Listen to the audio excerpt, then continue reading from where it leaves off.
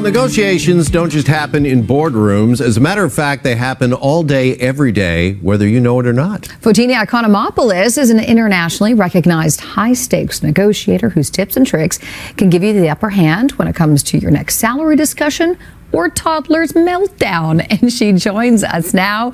Fotini, welcome to the morning show. Thank you for having me. Our pleasure. All right, you say that no is the beginning of a negotiation, not the end. How do we learn to push through that panic that comes with the no? That comes with preparation. Knowing it's coming can certainly have a dramatic impact on how you're channeling your emotions. So if you know it's coming, you can go, oh, yeah, exactly what I was expected.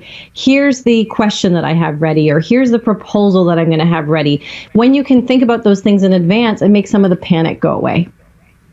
All right, you say one of the keys to a successful negotiation is identifying just what kind of negotiation you're in. Can you tell us the difference between a competitive and a collaborative negotiation?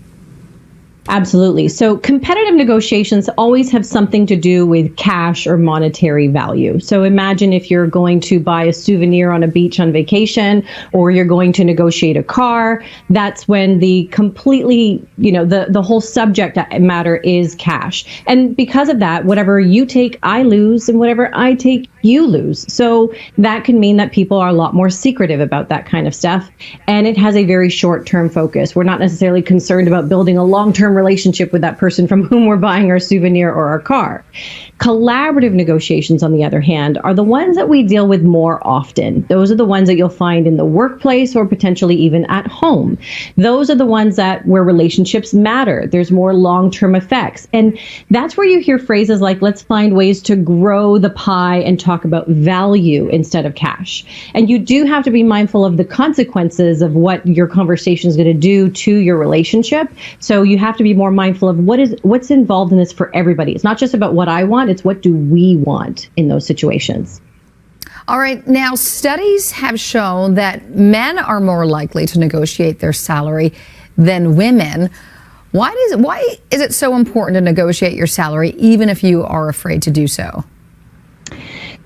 There's a study that showed us that with one single negotiation, when your very first negotiation out of school, for example, you might not think it's worth very much. There was a study that showed us folks got an average of 7.4% when they negotiated that first singular negotiation. Now, I did that when I was 12, when I first started working. For others, it comes a little bit later. But that could mean a few $100s a month, or maybe a few thousand a year if you're lucky. Another study took that a step further, and it showed that one single negotiation and no other changes could lead to 8 years of early retirement. So when you compound all of those things, and when you think of what other negotiations that could lead to, what other promotions and increases and so on, increases upon the increases, that one negotiation can make a world of difference, a life-changing difference for a lot of folks. So when you go, oh, it's no big deal, well, it could be a big deal to you as well as to your family and your future. Okay, so what is the first step then for somebody who's trying to negotiate their salary for the first time? Yeah, it's a tough one for most people just to get over it mentally. But I'd say if you can go in there with a mindset of curiosity and collaboration, that certainly helps. So find some common ground. Think about it from their perspective. What's in it for them? Usually it means you're going to be a better team player, a more productive person, someone who's going to show up happier and more productive to work every day. How can you demonstrate that to them and talk about how it would make life more sustainable for both parties? So finding that common ground takes some of the edge off and makes it feel like a conversation instead of that competitive situation I mentioned earlier. Okay, now how can we use these negotiation tips in our everyday life? You claim they can even help with a toddler tantrum. Yeah, they certainly can. I have been known to be called the baby whisperer from time to time, and that has a lot to do with the same behaviors that I use in the boardroom. And one of the things that we have to keep in mind is, we talk about mirroring a lot when it comes to managing conflict and being in the boardroom. If you can think of a situation when someone has told you, calm down, and they yell at you, That doesn't make you feel more calm.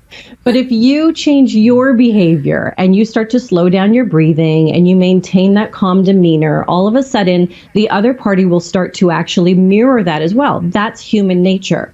So one of the things that we need to resist doing is to start yelling at our counterpart. We're good at doing that at work. We may not always have the self-control at home. So if we can practice a little bit of those same behaviors that we would use at work or in the boardroom, then they can certainly come in really handy at home. So watching our language and being mindful of our entire demeanor. When you calm down, they're going to start to reflect the same. All right, just finally, you believe that becoming a master negotiator can actually lead to things like lower stress levels, more wealth, and less burnout. How so? I do believe that because, people have been telling me recently they've been buying the books for friends, which I think is fantastic because it's the gift that keeps on giving. When you can have a conversation with somebody, when you are giving them the communication skills to help them to communicate to you what they want and to help them understand where you're coming from.